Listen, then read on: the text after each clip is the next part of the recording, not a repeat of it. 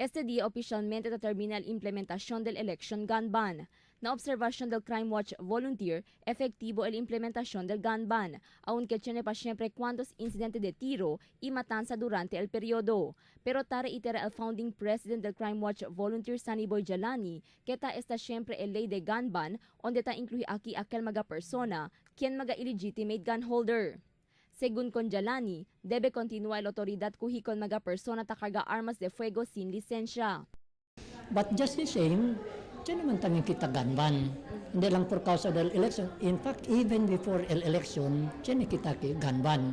Of course, el-apektaw laman na kita may naganban, akilos mga ay valid or akin mga illegitimate mga gun holder. So, situ un legitimate gun holder, may man to problema.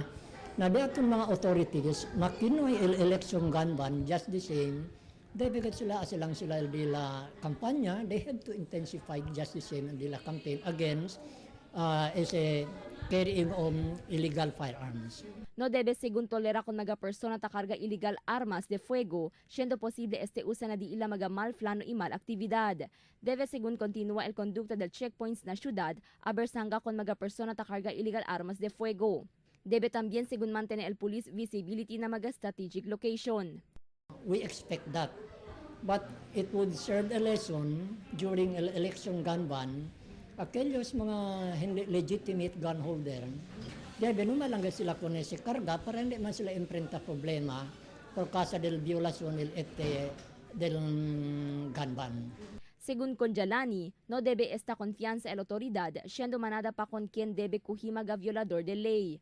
Base na records del PNP, talina más de 200 el armas de fuego ella puede confiscar durante 6 meses gun ban, mientras más de 300 personas ella puede arrestar por causa de violación con el ley. Crystal Almonía, Dateline Zamboanga.